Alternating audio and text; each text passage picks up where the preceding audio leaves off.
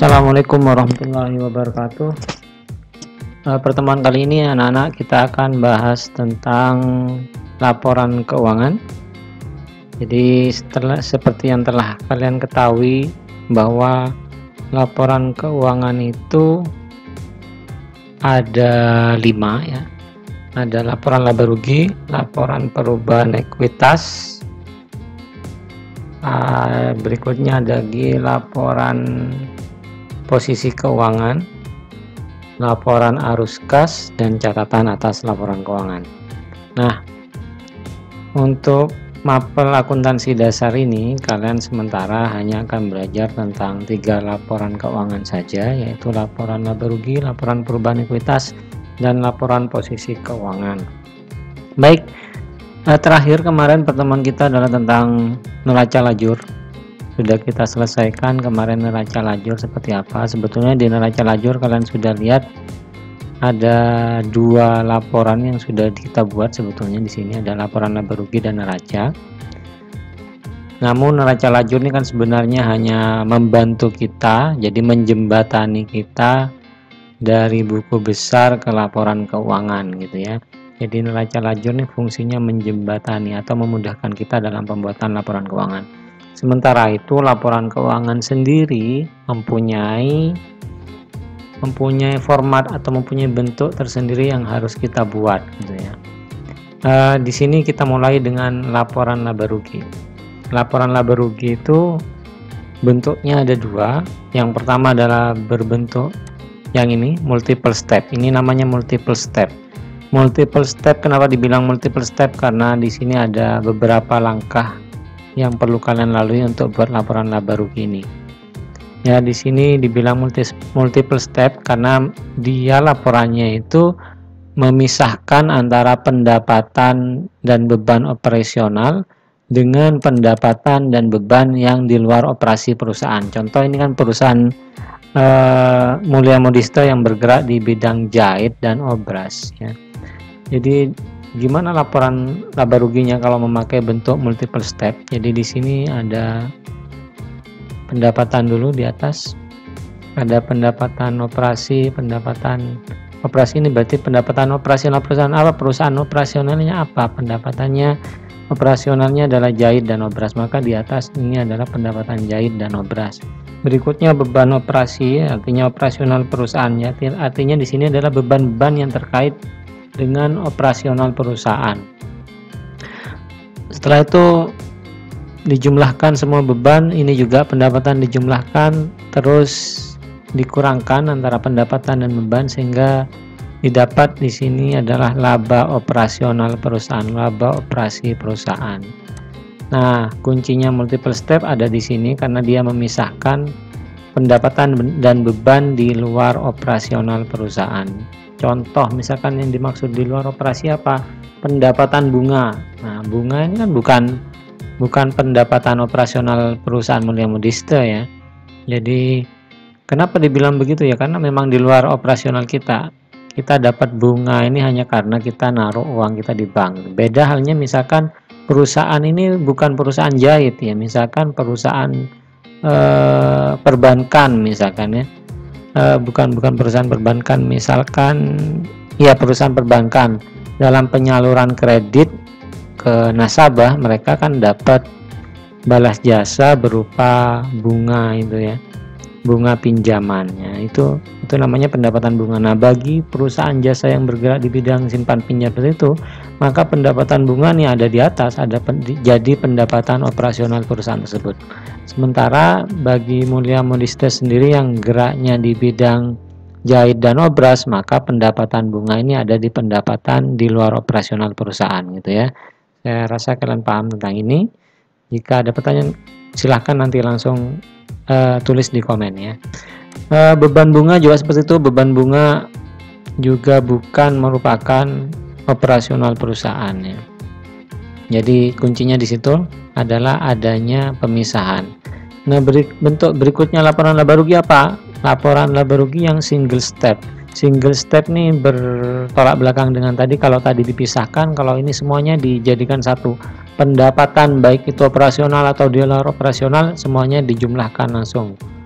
Terus begitu juga dengan beban. Beban mau operasional atau bukan operasional perusahaan semuanya dijumlahkan langsung.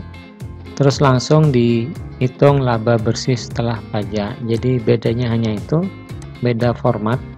Ya, intinya sama, intinya melaporkan laba atau rugi perusahaan. Ya. Baik kalian menggunakan model ini atau model yang di atas, hasilnya sama.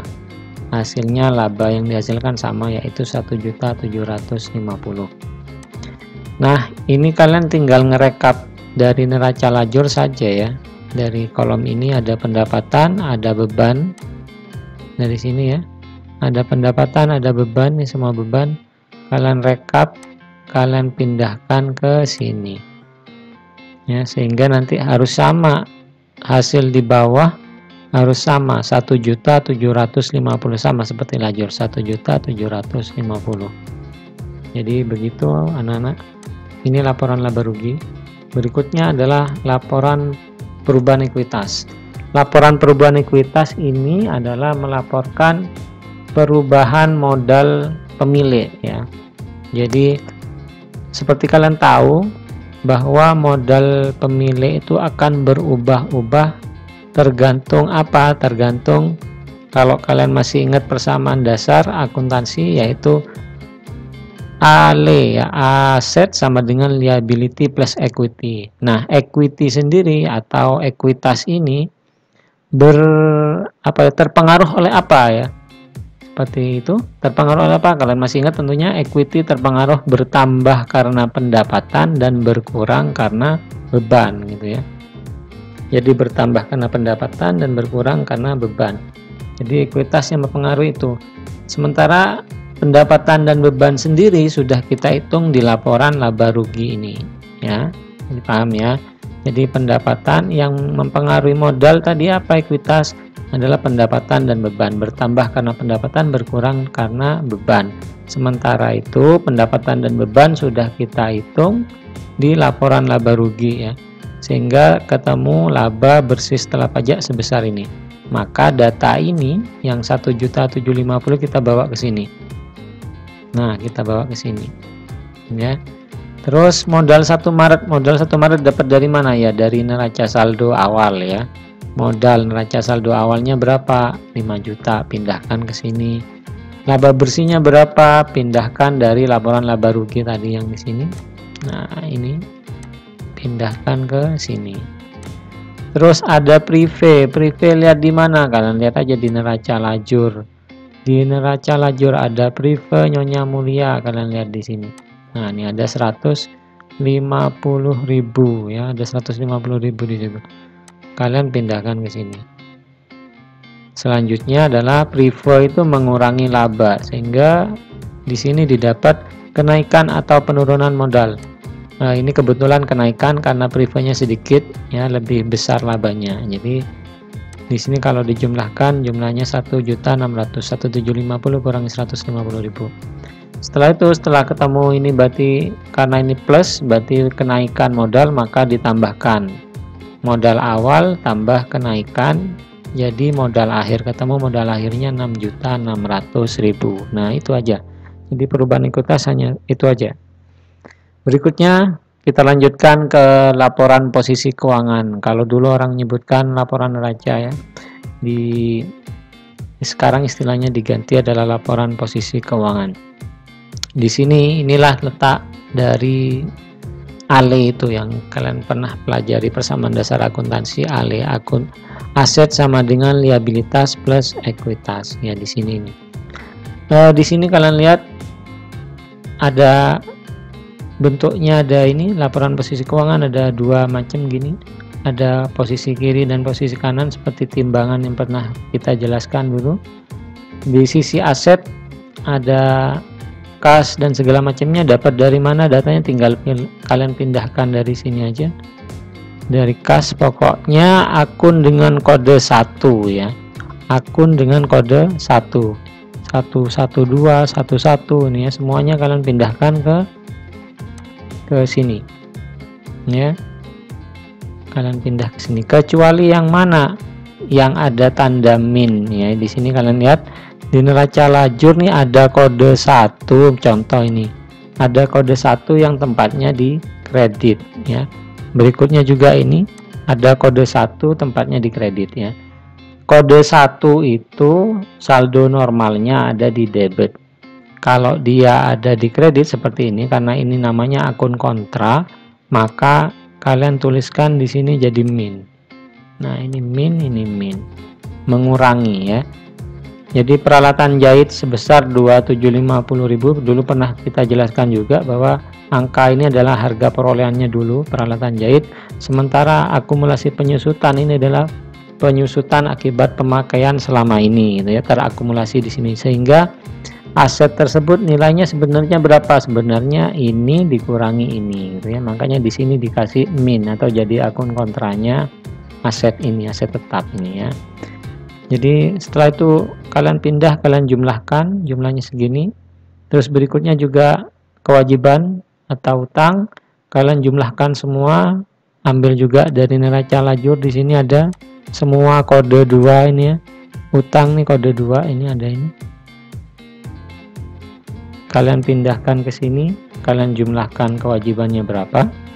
Terus berikutnya modal Nyonya Mulia. Modal Nyonya Mulia ini nggak ngambil lagi di sini ya, nggak ngambil lagi di sini karena modalnya sudah berubah. Berubah dari mana? Dari ini, dari perubahan ekuitas tadi. Jadi modal Nyonya Mulia ini ambil dari laporan perubahan ekuitas, kalian pindah ke sini. Sehingga kewajiban dan modal jika dijumlah sebesar ini. Dan angkanya sama dengan yang di aset. Harus sama ya, namanya juga neraca, antara sisi aktiva dan sisi pasiva di sini harus sama. Jadi itu adalah laporan keuangan yang perlu kalian ketahui.